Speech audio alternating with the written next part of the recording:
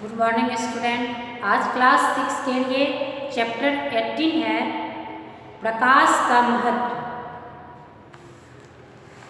यह शीर्षक प्रकाश का महत्व के लेखक अपनी बातों को इस प्रकार यहाँ रखे हैं कि बुद्धिमान लोग अवसर खुद ढूंढ लेते हैं। फ्रांसिस बेकन ने इस उक्ति को लिखा है कि बुद्धिमान लोग जो होते हैं वह अवसर खुद ढूंढ लेते हैं। एक गांव में एक सेठ रहते थे। उस गांव का नाम मोहनपुर था। वह सेठ बहुत परिश्रमी, अनुभवी और दूरदर्शी था। अपने परिश्रम के बल पर एक मामूली से नगर का एक बहुत बड़ा व्यापारी बन गया। नगर में उनका काफ़ी सम्मान होता था। बिना कोई हेराफेरी किए सीधे रास्ते पर चलकर अकूत दौलत का स्वामी बना, यानी अथाह दौलत का वो स्वामी बन गया। समय के साथ साथ उनके धन वैभव बढ़ने लगे। समय बीतता गया और वो वृद्धावस्था की ओर प्रस्थान करने लगे। उनके 2 पुत्र थे। हमेशा वे अपने धन दौलत के साथ साथ अपने पुत्र को भी बहुत सरसरी निगाह से देखते थे कि मैंने जो इतने मेहनत करके इतना धन दौलत को सम्मान के साथ बढ़ाया है, पता नहीं इसका देखरेख करने वाला कौन होगा, इसे संजो कर रखने वाला कौन होगा। मैं अपने इतने मेहनत से कमाया हुआ धन किसे सौंप कर जाऊंगा। इस संसार से कौन मेरे इस परिश्रम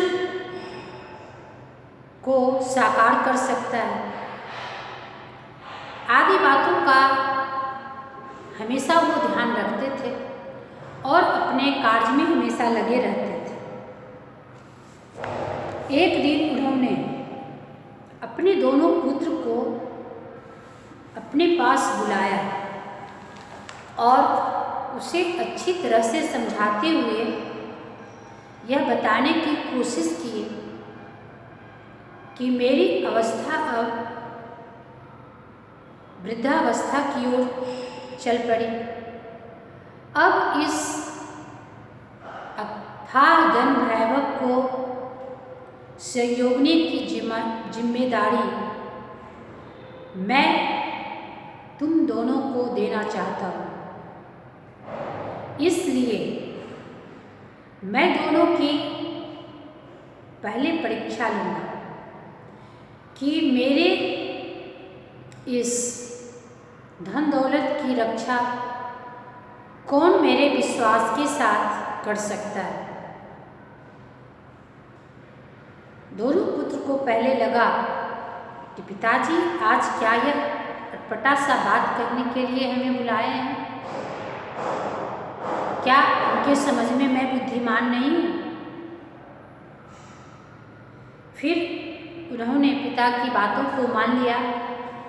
पिताजी ने उन्हें 1-1 रुपया दिया और यह समझाते हुए उनसे कहा कि 1-1 रुपया से ही जो मेरे घर को भर देगा, यानी 1 रुपया के समान से ही जो मेरे घर को भर देगा, मैं अपना राज्य संभालने के लिए उसी को जिम्मेदारी दूंगा। उसी पर मैं विश्वास रखूंगा कि यह मेरे राजपाट को सही से चला सकता है। पहले तो दोनों पुत्र ने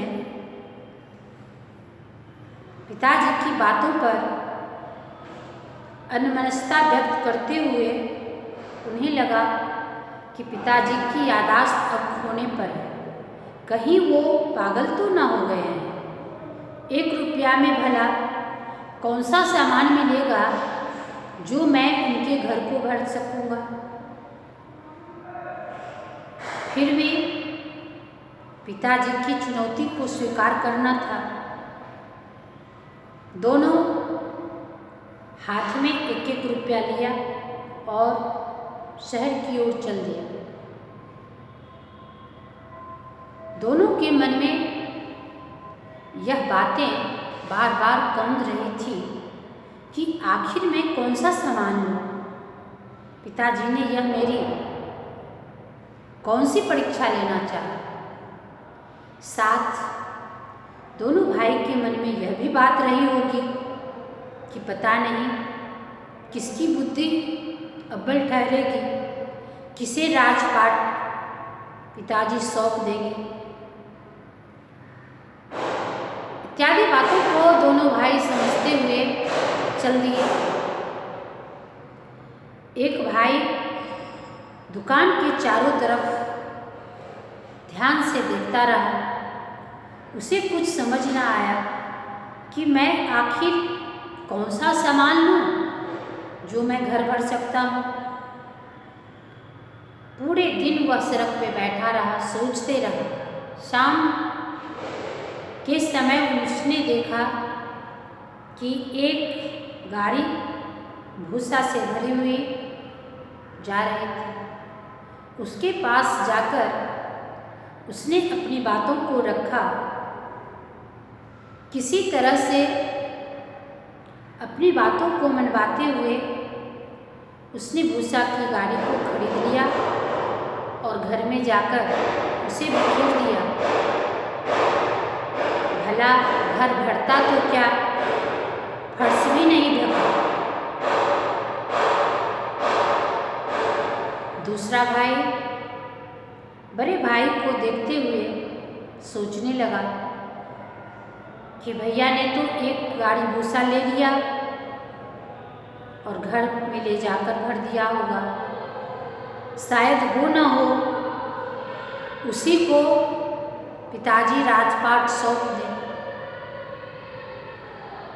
वह अंत में अपनी बुद्धिमानी से ऐसा सोच रखा कि शायद मैं अपनी बुद्धिमानी का प्रयोग कर देखता हूँ कि मैं सफल होता हूँ या नहीं। शाम का समय था, समय ढलने वाला था, समय बीत रही थी। उसे जब कुछ समझ नहीं आया तो उसने 1 रुपया का ढेर सारी मोमबत्तियाँ खरीद लिया और उसे ले जाकर घर में चारों तरफ जला दिया। शाम हो चला था, घर में पूरा अंधेरा छाया था। जो ही मोमबत्ती उसने जलाकर बिखेरा कि प्रकाश से चारों तरफ उसका घर फैल गया और घर में पूरे उजाला भर गया। पिताजी की अंतरात्मा जो थी वह खुशी के कारण भर आया। खुशी से वह उनकी आत्मा तृप्त हो गई कि वास्तव में मैं समझ गया कि मेरा मेहनत किया हुआ धन अब बर्बाद नहीं होगा, क्योंकि इस पुत्र ने यह साबित कर दिया कि जीवन में उजाला का कितना बड़ा महत्व है। ज्ञान रूपी उजाला जो मेरे पुत्र ने आज सामने रखा। 1 रुपये की मोमबत्ती से आज मेरा घर जो अंधियारा से भरा था, जो निराशा से भरा था, आज प्रकाश फैलते ही खुशियों से भर गया। पिता अपने पुत्र की बुद्धिमानी से बहुत खुश हुआ और अपने पुत्र को गले लगाकर कहता है कि आज मैं समझ गया कि मेरा परिश्रम सार्थक हो गया। धन्यवाद करते हुए उसे शाबाशी दी। वीडियो के अगले भाग में शेष प्रश्नों को तथा शेष भागों को भी बताया जाएगा। धन्यवाद।